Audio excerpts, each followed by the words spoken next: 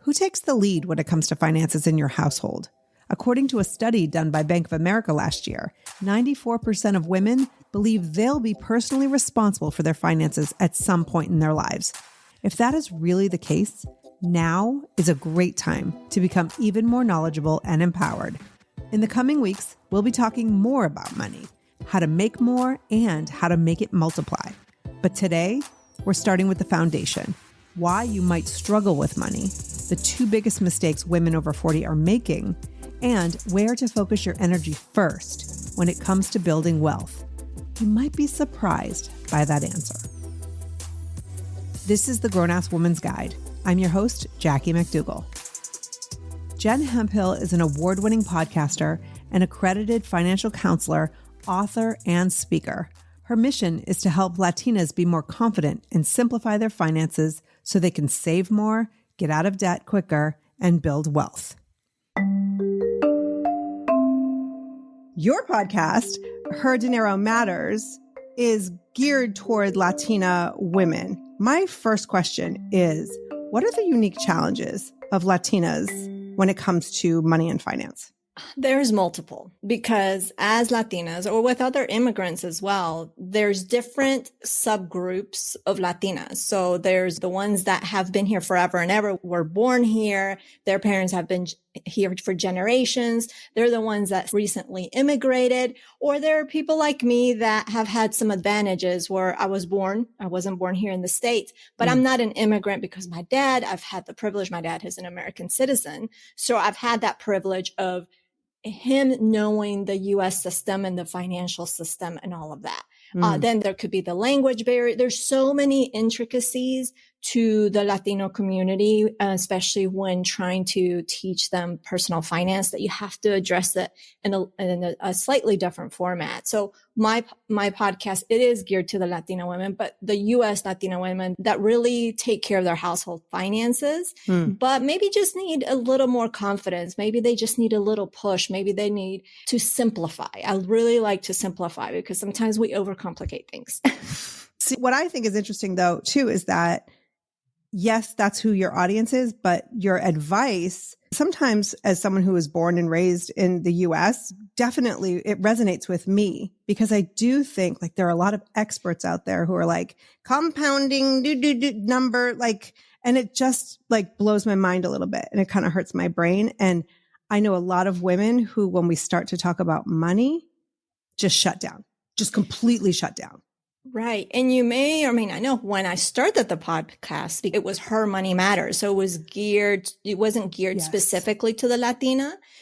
And I say that because I started that podcast because of that very reason of what you just said, because I want to simplify. And it's not that we need to dumb down things for us women. Absolutely not. Right. But our brain thinks differently, and how we connect to different information is different than males. I mean, think about how we have, if there's a group of women and males, right, they talk about different things, how they connect, they get each other, like us women, we get each other, and sometimes we don't have to communicate. It's just the nature of being female. And so I wanted to create a podcast that really connected and resonated versus talking about all that, just a little small print that they have in different pamphlets of investments. No.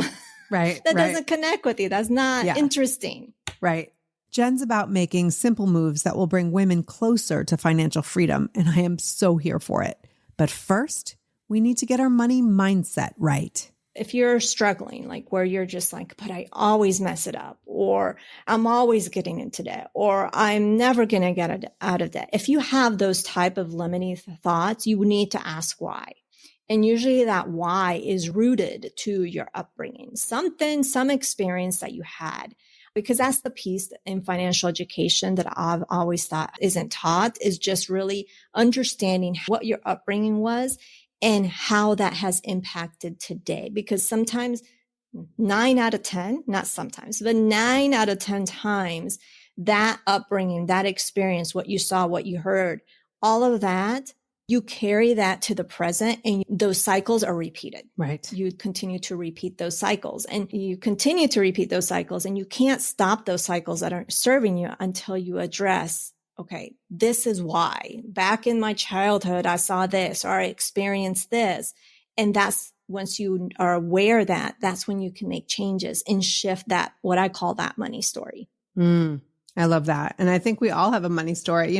This is work I've done a lot over the past few years because when I was younger, I found a lot of success in my career. And I discovered after I had kids, had it in my head that if I was a good mom, my career would go on the back burner and my kids would be in the front burner. And then I found us struggling at a point where it was like, why is there so much struggle? Like I'm fully capable. And I realized it was because I would literally sabotage myself. Because if I were going to be a good mom, I need to be at home or not like work or whatever it is. Right. And what about the messages that we send to women like that? And it's not just, that just happened to be my dad was always like, be a school teacher. And, part of him is right. I'd have a pension right now, but what kind of messages do you think that women maybe carry specifically that either we formed on our own or that we've taken on from somebody else? Like, do you see a lot of that?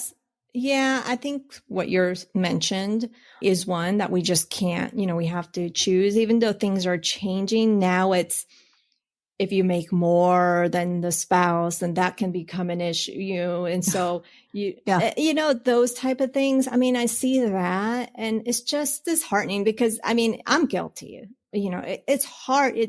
I can say shift that mindset and move on, but it takes work. And you can be working on it, like I'm sure you have, and everything feels good and dandy. And all of a sudden, another life experience, and boom, you're knocked down, and you have to pick yourself up and still work. So it's hard. There's so many different scenarios that I've seen, but it just boils down to just having more. And that's the other thing, is just having more. For me, that was a big thing because growing up in Colombia, I saw poverty. My parents were the first gen to go to college, but we weren't high class. We were like middle to probably maybe low. It was financially challenging times. So when I saw my parents, they started over here in the US, it was a matter of feeling guilt because I saw other family members and whatnot, not progressing or just kind of being stuck. And so we shouldn't have more. It's the guilt of having more. I see that as well. And I've been there. Wow. And most money experts are not admitting that they also I'll admit everything. I think that's why you're here, because I just, being candid is important to me. And we always talk about like the work. Do the work on your money mindset, do the work on your money story. Like, what does that look like? That looks like journaling. Essentially, it's journaling. There's no one way of doing it. But for me, how I go about it is just, you need to think through what your upbringing, but you need to write that down because we can think through, okay, I had this experience. I have this memory where, I don't know, that just didn't go well, but you need to write those down. And you need to compare to the money. What kind of thoughts come to your mind right now? And are they connected to the stories? And what kind of thoughts do you want to have? Maybe you've been fearing looking at your checking account because maybe the balance is low, or maybe you've had fees because it's been overdrawn, whatever it is. So what kind of thoughts do you want to have instead of, I don't want to look at my checking account. I'm excited to look at my checking account. So it's really journaling. And since it's mindset work, I wish I could say, go take this vitamin C and you'll be good, right? But that's not how it goes. Yeah. It's more about self-discovery, and self-discovery is really done with a lot of reflection and journaling. And that was always, for me personally, honestly, Jackie, journaling, I always battled it because I'm like, oh, that's just so hokey pokey. But what journaling does, writing, is you get clarity. And that when I realized that's when I just became a believer in journaling, and really, because you get clarity, because you can ask yourself questions, because you can ask them, to yourself silently, but you're not going to have as much clarity as if you were journaling. And it's not going to make as much of an impact because it was a thought and it's in and out, where it's when you journal, it's those things where you write, you remember, more. Well, and let's be And honest, so I could lie to myself all day in my brain. I am is the true. biggest bullshit artist, but when you write it down, you call yourself out. Like you cannot lie to yourself on the paper. I don't think it's possible, or at least you see it and you're like, oh, I'm so full of crap. So that's a great tip. Yeah. And so where do you turn other than the journaling? Do you have any place you turn when you need like a little mindset shift? The other thing is keeping track of your wins. And that I learned that through my husband, actually, not because he said, oh, you should be keeping track of your wins. It was just by default, because as women, we tend to, I don't know, do you do a checklist, like your day-to-day checklist? Oh, yeah. Many. And then you put too much and then you don't achieve all of them. Like that's just, my default.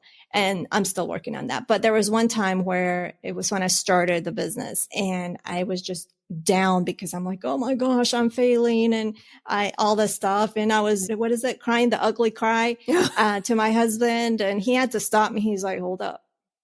Wow. Have you looked at what you have accomplished? Right.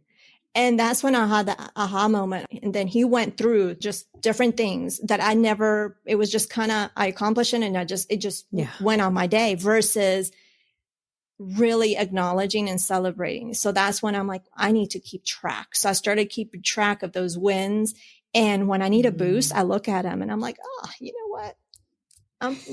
I'm pretty good after all. So I'm badass, man. Yeah. So I think that's important. That's awesome. And it gives you a boost. For sure. Yeah. Well, thanks, hubby. Thanks for that. It's reported that roughly 23% of financial planners are women. And that shows in the expert/influencer space as well. And out of those female experts I do follow, many of them are very young and speaking to a younger audience. We need someone who not only understands the challenges of women over 40, but has lived them herself.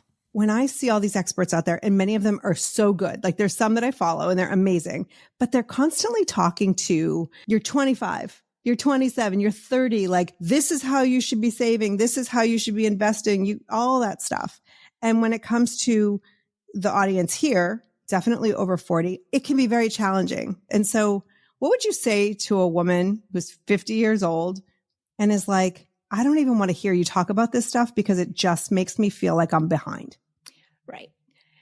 And I like that you asked this question because you're right, on the social media space. It's a lot of millennials. That's who's talking on social media. And so naturally they're going to address millennials, and it's Gen Xers. We're not being addressed. So to answer that question, you're right. You're going to feel behind when you hear that, but you have to set that aside. You have to really define what you want your future to look like for you, because retirement, the scope of retirement and what it looks like has drastically changed over the years, where years ago, not all the jobs, but you tended to have a job that had a pension. So pretty much you stayed in that job for the 20 years or 20 plus years. You came out of that job and boom, you were set. You were good to go. Things have changed, right? And so now if you're not investing in that 401k, or maybe you have a job that doesn't offer that, there might be that possibility. You have to if you have that 401k, you have to be disciplined to invest and take advantage of that matching money if that employer offers the matching money. And if they don't have a 401k, you have to be disciplined to go out and open up a Roth. There's those components. So you want to define what that retirement looks like for you. And then you don't have to go into the nitty gritty of the calculations of inflation and all that, but just think about like if 10, because with us, it's, I was going to say 30. No, that's not and 10, 15, 20, whenever you want to retire, first define when you want to retire. And then from there, what does that look like financially? What do you want to live on? Numbers wise, is it the current income that you have now, or is it more? I mean, what does that look like? And what could it look like? Are you going to be possibly still, I mean, things are so different now, still helping kids because maybe they have a need or whatever, or maybe you're taking care of our parents, which we're entering into that phase. So what do you want that to look like? And then there are retirement calculators out there, then work backwards. Now, granted, let's be real. If let's say you're just starting out it's not that you're behind. You're just going to have to put more into the investments, right? To be able to come out where you possibly want to be. Okay. Now, if that looks, if you use a retirement calculator, you're like, oh my goodness, I'm never going to get there. Just take a breath. Because if you think about it, if I think of my grandmother, mi abuelita, she didn't have a pension plan. And somehow, granted, the kids chipped in and helped out, but somehow it worked out. So I am of the mindset, do what you can with what you have. Okay. And things somehow, you figure those things out, right? As you go. So if you feel like you're starting late, or maybe you feel like you don't have a lot set aside, it's not the end of the world. You just do what you can with what you have. Think about because if you don't know what you want your life to look like, you can't create that, right? So you have to be able to have that vision of what you want your life to look like, to see what you can do to get there with what you have. And the other part of this is, if you feel like you're starting late, then you may or may not have the advantage that you have more, because maybe you're not taking care of kids. There's going to be some of us, right? Yep. That are doing both or one or the other. And there's some of us that have that advantage. Oof, everybody's gone. We're good. We're empty nesters. Parents are good, or whatever. And you have that extra cash flow that you can put towards the retirement, towards investing, setting it aside. So it just all depends. And I know I went off on a tangent, so hopefully I answered your question. Yeah, absolutely. And I think, everybody's situation is so unique. You talked about the kids. There are some people who their plan is to take care of the kids' college. Right. And they're going to take out loans, or they're going to do their thing, or maybe they saved in advance to take care of college. What are your thoughts on parents paying for college versus? I have a lot of thoughts, because I've got one in college right now. At first, I was of the mindset, since our kids were babies, our youngest doesn't know, but since they were babies, we started putting away in a 529 plan. It wasn't a lot. It was what we could, right? So we told our oldest, once he graduated, hey, we have this money for you towards college. Granted, I've been to college. I was fortunate not to come out with student loans, but I was also going to school, the same school that my mom was a professor at. And so therefore the tuition was very, very minimal. So I was fortunate. So my mindset then, when we started putting money away, was, here's some money. We set this aside, surprise, but before that, they needed to start working on what can they get in scholarships. Well, my idea, or my ideal situation, of course, it never works out how you envision, right? It just never does. Right. And what I didn't take into account, granted, when we started saving, there weren't those fancy calculators. I mean, online back in the early 2000 was just getting started. Yeah. So we didn't have those tools to really figure out, okay, how much should we be saving for college? Right. And you and I know college costs are ridiculous. Let's just be real. Yeah. It's just out of this world. So now, being in the times that we are, having a kid in college, I know some parents want to take on those loans. I get that. And I'm not saying allow your kid to go into debt, because I don't believe that either. Because at 18, with the cost of college today, when your child graduates, they may be 18, 19. It's not right. They don't have the maturity or the knowledge, the real life experience to take on all that debt. I mean, they're not even necessary. Maybe some have that savings. Everybody's different. Yeah. I just personally, for me, I don't think it's right.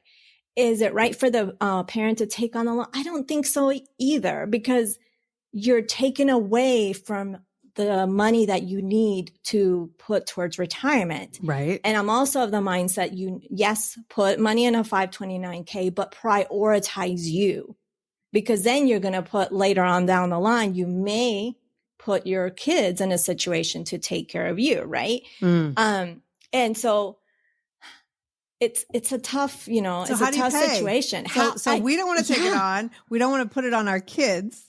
That's the difficult decision, because you need, the other thing, you can apply for scholarships, and that is, but with the experience that I've had with my oldest is, it's another full-time job to apply for all those scholarships. That's a lot of time. It is. And some of it, some pans out and some don't.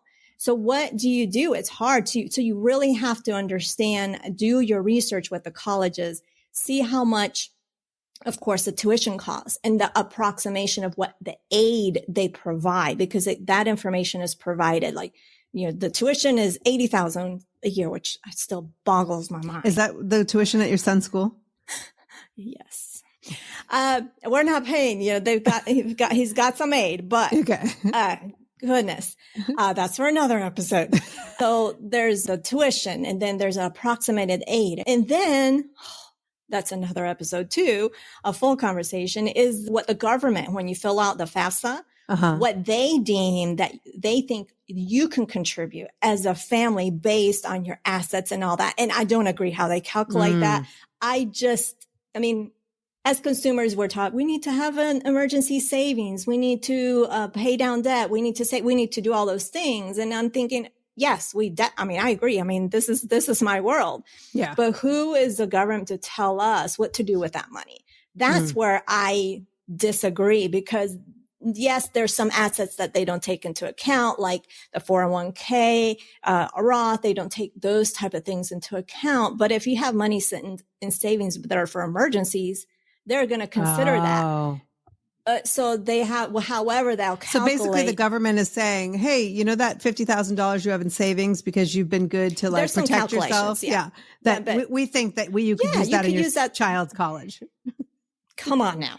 So I have a hate relationship with how they do that, because it puts those that are really working to put themselves in really good financial health, for lack of better terms, to not be able to receive more aid, right? To receive any of that. So it's an uphill battle. If I want to go to war with them, I want to go to war with the financial institutions for charging too much. I want to go to war with the student loan stuff like that. Yeah. Seriously. Can you tell? Okay. You can shut me up. I got you fired up. I'm good. This is fantastic. So not everybody has kids. Not everybody's worried about college. Not everybody's in a position to pay for college. I want to get back to the woman over 40, the grown ass woman, right? Perhaps she's put a little bit into a 401k when she worked, and she's had the wherewithal as a business owner or put away money in an IRA and a Roth IRA, which I was given the advice that you maybe put a little bit in the IRA and a little bit in a Roth, because one is pre-tax and one is taxed later. And so it's sort of like advantageous. Would you agree with that? Yes, because what the 401k, it helps with your taxes, minimize your tax liability now, right? Yes. And then that's why that's pre-tax money. And then the Roth, it doesn't minimize your tax liability now, but it'll max your tax liability in the future, because what the money that you put in there is post-tax dollars. So it's good to have both. Of course, with the 401k, you can put more money in. I think it's like 22. You can max it at about 22,000. With a Roth is 65 or 6,500. It's less. So yeah, I would do those things, would have both. There's no reason why you can't have both. Awesome. So let's talk mistakes. Jen says our biggest mistake is not where we put our money, but where we place blame. So when you work with women over 40 who maybe haven't been consistent in their income, consistent for whatever reason, consistent in their savings, what are some of the mistakes you see and how can we fix them?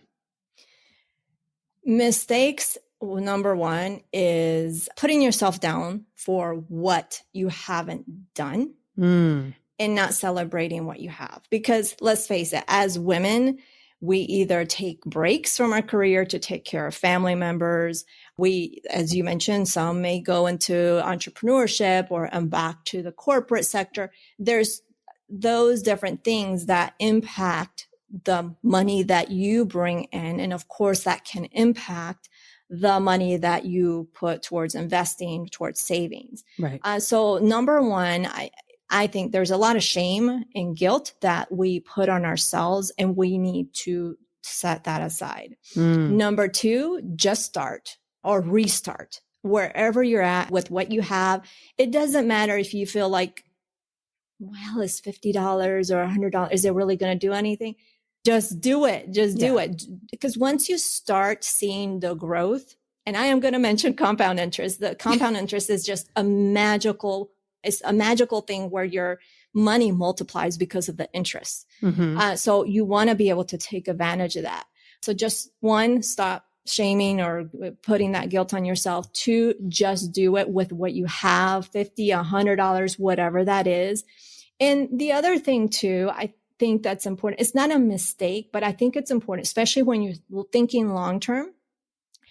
Look into, I know Social Security is not anything that we need to rely on, but we need to know if you haven't created a login with Social Security, you can log in and it'll tell you this, you started working, and based on how many hours and all their eligibility, when you retire, this is how much your check will be.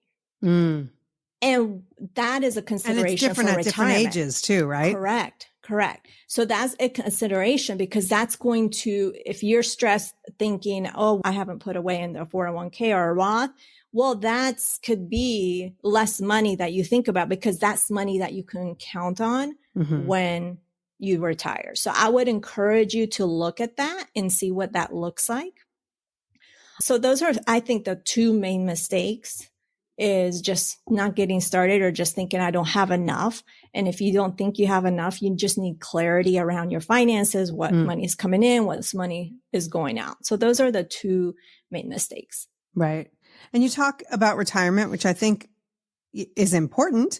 And at the same time, I see more and more people who don't, maybe they retire from one thing, but then they can start working in another area. Do you think that we're living at a time where you retire at 65 and then you just like sit on the beach at Boca Raton? I feel like it's changed a little bit. So I think it's changed. What does retirement look like for your average person? I think we could be working longer, not maybe because we have to. Maybe it's because it's an income, or maybe because we want to. I look at my parents, I look at in-laws that have retired, or my mom who is 77 and she's still kind of like, I don't know. I'm afraid to retire. Right. So she's still, she's still working teaching? a little bit. Yes. Okay. Just a semester.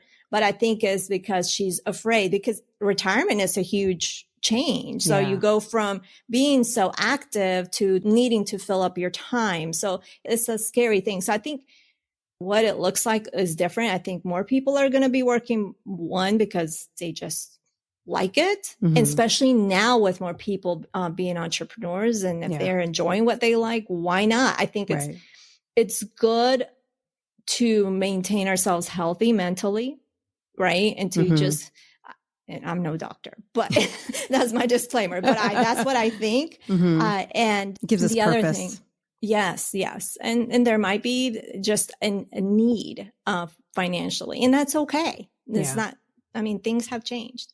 Well, I also see after the pandemic, there are a lot of people who are working online or remotely when that wasn't an option. And I think that actually opens some doors, or maybe keeps the door open a little bit longer for somebody who doesn't have to do the commute and do the things that wear us out at any age, really. And so that's interesting. But what are some of the ways you see a lot of people who want to retire? Maybe they want to make a little bit of extra money now so they can, and while they have the energy and the health and all of those things. And so do you see people picking up new work or moving into a new line of work at a certain age? Yes, I do. In terms with side hustles, whether they're doing it for fun or just extra money. But I think it's important, because we live in a world that unfortunately a lot of people are living paycheck to paycheck. Costs of everything, not just college, houses, everything is just at an all-time high.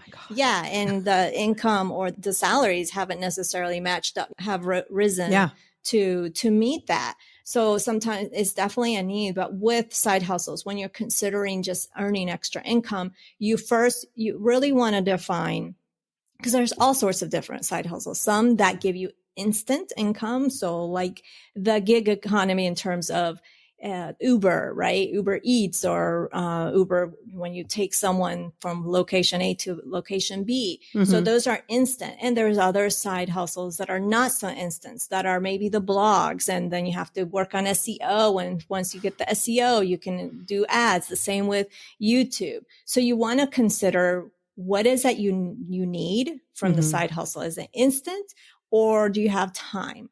And you also want to consider what kind of time is it going to take to create that income that you want or need. So those are some considerations that often are overlooked because they're just like, oh, blogging is the side hustle. Yeah, it is, but it's going to take some time depending on what you write about and all that. Yeah. So if you're needing more instant income and you want to do something that you enjoy, so you want to explore and do all those things. Yeah. I think there's so many of us who do something. I've talked about this on the podcast so many times. Like we all have something or a skill or a gift that we do automatic and we just think that everybody else does too. And you could actually monetize that, like people who decorate cakes. I am not that person, but if there were a neighbor who did that as a side hustle, I'd be much more likely to go to them than to go to the local store. There's so much you can do. There was one that I saw I don't know if it was a TikTok, probably a video, because I'm guilty of scrolling, but same. I saw one where how she made her money was literally, it wasn't voiceover acting, but it was when people are stepping, she was matching her steps to the video. Now I'm like, you've got really this like a Foley artist, like doing the sound effects for the video. But literally, so let's say in the movie, there's someone like stepping up, going up some stairs. So this person would recreate that sound and get paid for it. Right. Yeah. So you're going to have to send me that video. I'll have to link to that one. There's some others, but I'm not going to mention because I'm like, that's taking it a little too far. Let's just think donations of, not of clothes, but there's sperm donations and all that. But there's other sort of donations as well. I'm like, really? Interesting. People are going to that extent? Okay. Yeah. Well, there's a limit for everyone. There are people who are making money showing their feet. So I have no judgment. That is true. Yeah. I do. People have said, I've got nice looking. So I'm like, maybe I should consider that. Maybe my hands. Should we? Well, we'll just start an OnlyFans together. Model hands. An OnlyFans for women over 50. Okay. So let's go back to the mistakes that we made. We're judging ourselves. We're giving ourselves a hard time. And we think that it's too late. And no matter how much we have, we should just start. Got this. Yes. So there are so many different schools when it comes to catching up, right? There's like have 6 months of savings. And I'm talking about like, there are people out there who are being laid off in a variety of different industries. Like there's a lot of shit happening right now. Yes. And so I think we need to do episodes where we're talking about building wealth and doing some like really powerful things with money. But this particular one, I want to lay the foundation for those who maybe haven't taken care of the finances as well as they had hoped or thought. And, the years just tick on by and here they are laid off or whatever's happening. We hear about paying off credit cards, paying off debt. We hear about having the 6 months of savings. Yeah. There are a variety of things and you ask a different expert and they're like, this is what you do first. Let's just say we have a woman, she just doesn't even know where to focus her energy right now when it comes to catching up and preparing herself for the next 20, 30 years, knock on wood. Where does she start? What's most painful for her? Ooh. That is where I would start. Because here's the thing. I know with people paying off debt, there's a school train of thought, pay off the debt with a higher interest because, if you do the math, yes, you can save more money. But really, what is it going to take to take that weight off your shoulder, right? So I am of the school of thought where you want to do small goals and achieve those and build on those goals, right? So I am of the school of thought. Yes, you may have a credit card that has a high interest rate and a bigger balance, but if you have another credit card that has a smaller balance, work on those quick wins first, right? So what is most painful for you? If it's with debt, is it a particular credit card debt because brings a painful memory of a time? What is most painful? Or is it your emergency savings because you went through, again, it typically is with an experience that person had that maybe left them in debt, right? And as a result of not having emergency savings. So it's just really about what is most painful for you, not what about the experts say. Follow your instincts and your gut. I always say that experts are experts in money, but the financial experts are not experts in you. You have a unique situation, household situation, personal situation that no one knows best but you. And so you have to, yes, you can lean on the experts for their guidance, but at the end of the day, that decision that you make, you know what's best for you and your household. Yeah, that's amazing. I don't think I've ever heard anybody say that. And it's perfect because when we're in that pain, right? When we see that bill and it brings up so much for us, how could we ever be empowered to make really strong, smart choices when we're constantly suffering? Right. It's hard. Yeah. It's hard. So those quick wins and when you are able to take that weight off your shoulder are huge. Yeah, that's great. What are some things we can do to empower ourselves over the next 20 years? If you don't have a budget, definitely have a budget. And I know budgets are not necessarily the most popular, but just remember a budget is a plan for your money. And the plan for your money is made by you. So you get to control what that budget looks like because it's not restrictive. Okay, let me take that back. It can be restrictive if you're in a point in your life that you're trying to achieve some sort of goal and maybe you have to make some sacrifice, right? Right. But it doesn't have to be restrictive. You can create a budget where you're going, I don't know, if you like to go get manis and petties, you can really build that in.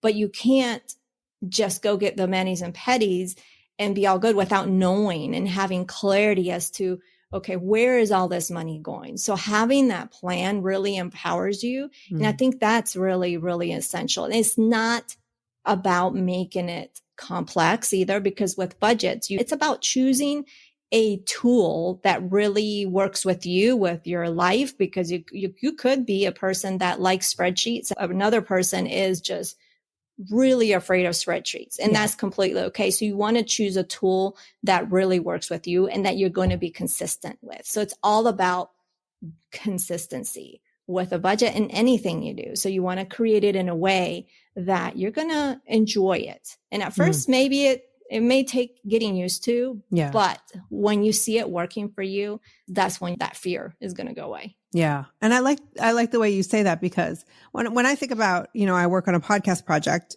there's always like, well, what's your budget? Right? Like budget doesn't have to be this restrictive, stressful word. And that's what we do. We're like, oh, I'm on a budget, meaning I can't do anything fun. All good times are off the table for me, but it's not necessarily that. It's like budget in those good times, budget in that me time. So that way, you know where it's going. So do you have any tools that you recommend when it comes to someone who's just starting a budget? I used to recommend tools. I mean, you can do it simple, just in a notebook. You can do a spreadsheet. There's all sorts of different free spreadsheets.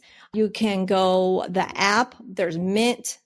There's You Need a Budget. I mean, they each have its differences. I know You Need a Budget takes a little learning curve to use. So it's really about trying something, see if it works for you. And if not, it doesn't work for you and you try something else. But I just encourage you to figure out what it is that works for you, because with the You Need a Budget and with Mint, that you can customize it maybe somewhat, but you have to figure out what is it about Mint or what is it about the spreadsheet that does or does not work for you? So you know next time, because sometimes it's the tool that is holding you back versus the actual, the budgeting piece. Yeah, that's a great point. Because it's like when you go to work out, if you're not somebody who wants to take Zumba, you're not going to work out.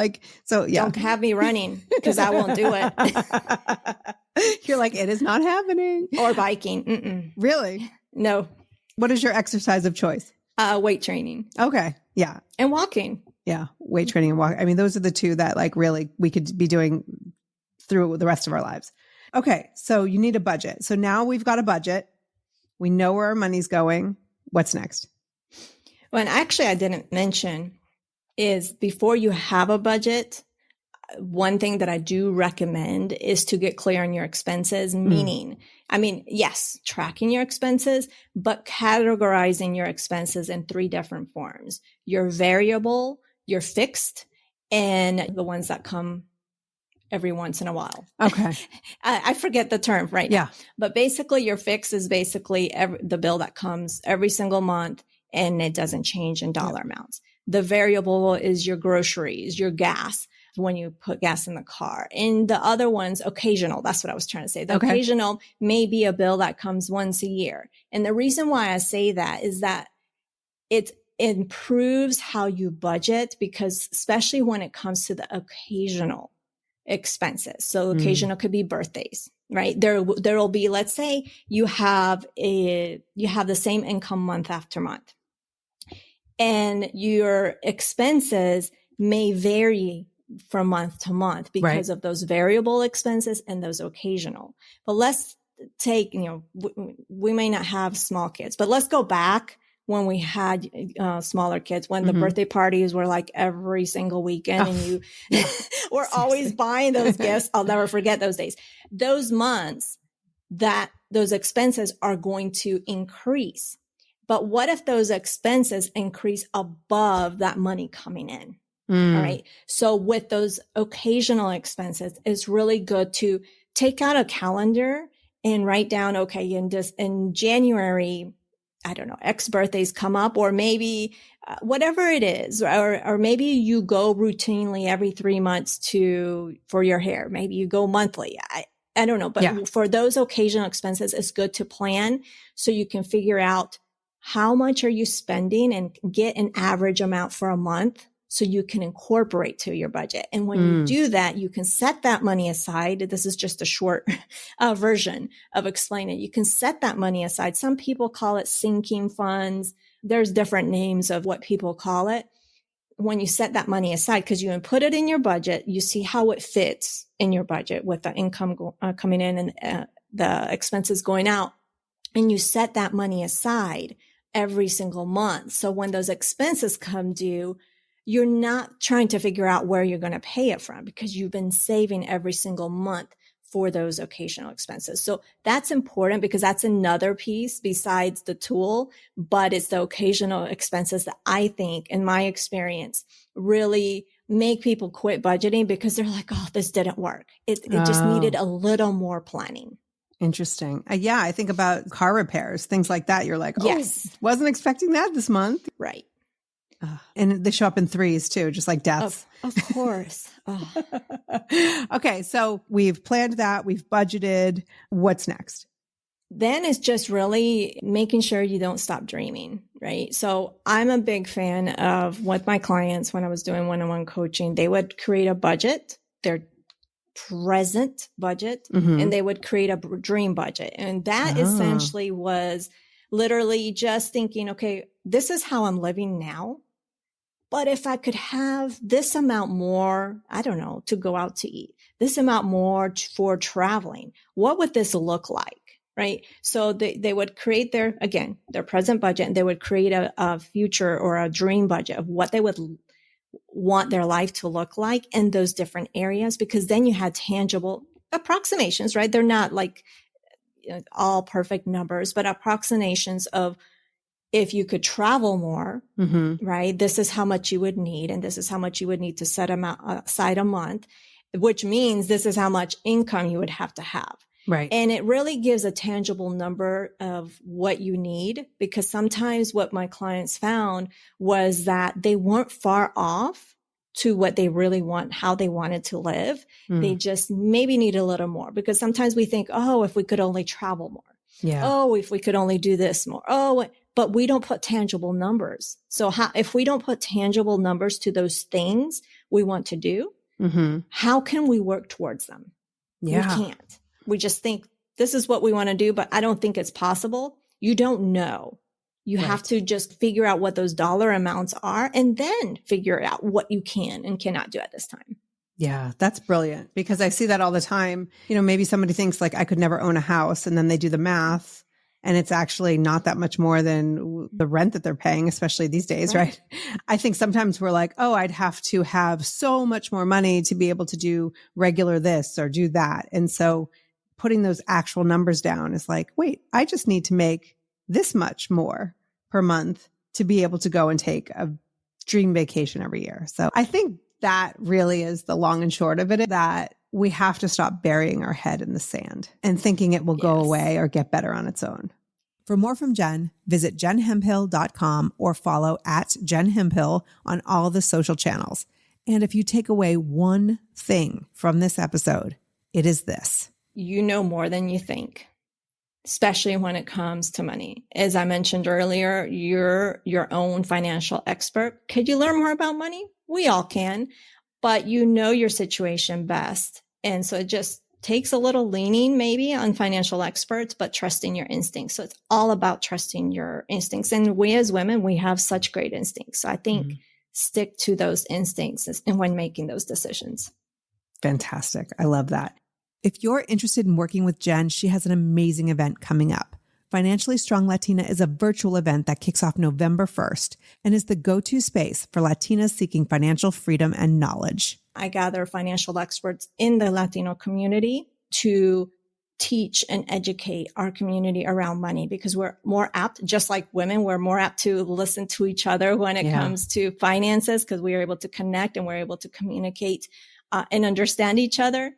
The same with this. You can find the link to that in the show notes at grownasswoman.guide/episode 190. Thank you so much for listening. For more information, links to related episodes, and a transcript of this episode, visit grownasswoman.guide/episode 190. And let's connect on social at grownasswoman.guide. By the way, if you like the show, I would love if you'd share a rating and review on your favorite podcast app. Until next time, you are a grown-ass woman. Act accordingly. The Grown-Ass Woman's Guide is produced by Grown Ass Creative, a media and marketing agency powered by grown-ass women over 40. Spring has sprung, and with the change of seasons, sometimes comes an increase in vitality. If you're feeling in the mood for a little more personal time, may I suggest Coconut. Coconut is all about providing clean and natural ingredients when you're enjoying your most intimate moments, with or without a partner. Naturally safe products developed by people who are obsessed with quality. Get 15% off with promo code GROWNASS at grownasswoman.guide/Coconut. That's 15% off with promo code GROWNASS at grownasswoman.guide/Coconut.